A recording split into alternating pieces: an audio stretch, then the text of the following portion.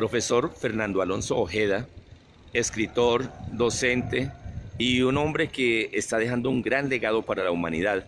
Justamente habla sobre el oriente del mundo, sobre Asia. Un cordial saludo y bienvenido. Bueno, gracias por la invitación y aprovecho para hacer una exposición de palabras. Oriens, en el término puro, significa donde nace el sol. Y por eso es un término muy respetado en el sudeste asiático y en general en todo el Asia. Entonces, cuando uno habla precisamente del oriente, está bien. Hablando es que se remonta uno a la antigua China y es donde nace el sol. Profesor, tengo entendido que tiene justamente una colección, un trabajo de 9 obras. ¿De qué se tratan y cuál es el propósito que busca con esas obras? Sí, señor, es una colección de libros que se llama Las Firmas Asiáticas. Consta de 9 libros, como bien lo acaba de decir usted. El mismo lo que busca es reconocer, establecer, entender la relación entre la política pública de los países del sudeste asiático, la República Popular China y la India, la educación, la empresa y, por supuesto, los logros a nivel cultural que tiene esta sociedad y que la ha colocado como una ciudades y países referentes a nivel mundial. Si pudiéramos contarle rápidamente a los ciudadanos de Colombia y del mundo, ¿cuál ha sido el éxito, como por ejemplo de Taiwán? Bueno, Taiwán es un modelo muy singular y aprovecho para comentarle, es el último libro de la colección de firmas asiáticas, fue lanzado en la última feria del libro. Yo me centraría en 3 elementos básicos. La educación, pero la educación como un concepto de política pública, porque al niño desde los 3 años se le educa para ser ciudadano que se integre como aportador a la sociedad y que respete su entorno. El segundo elemento, indudablemente, es su misticismo. Esta sociedad no es vergoncista desde el punto de vista moral, aunque ellos no coinciden moralmente con Occidente, porque su base es ecléctica centrada en conceptos puramente confucianos, le ha servido para determinar un norte con respecto a su comportamiento dentro y fuera de la sociedad.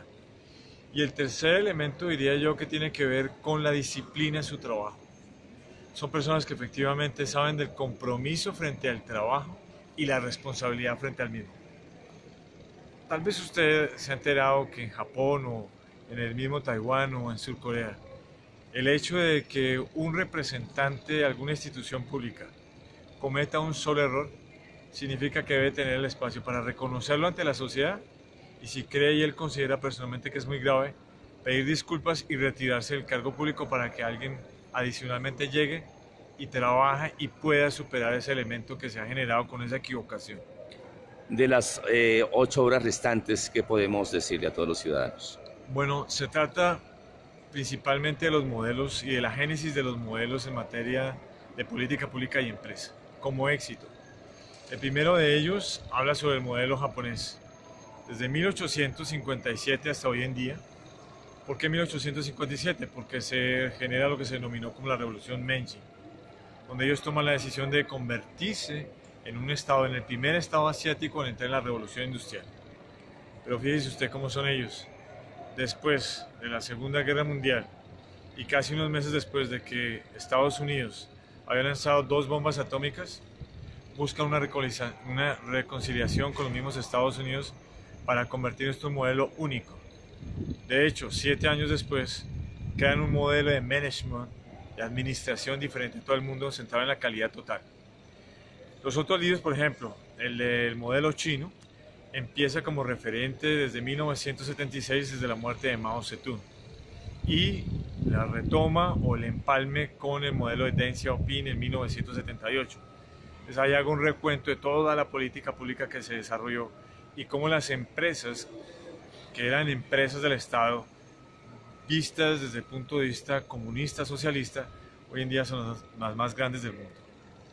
Los otros elementos de los modelos asiáticos se centran en ciudades, porque las ciudades son construidas para crear empresa y crear logística adaptable a la salida de mercancía y personas.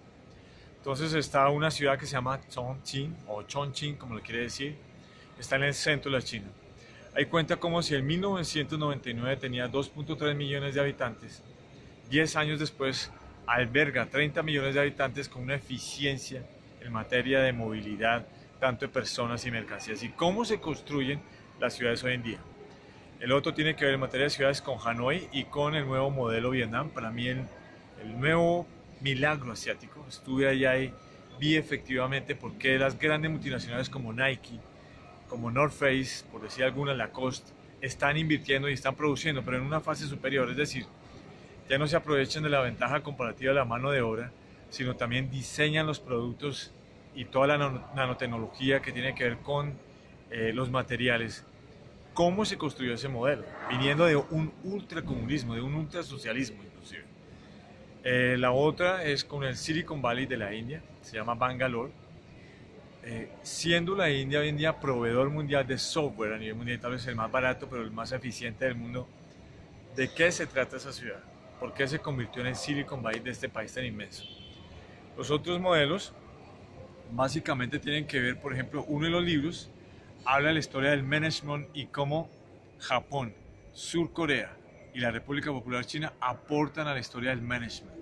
El management no solamente viene de Estados Unidos e Inglaterra, que han hecho grandes aportes, tiene sus propios autores, tiene sus propias teorías del management que vienen de estos tres países y en la pragmática.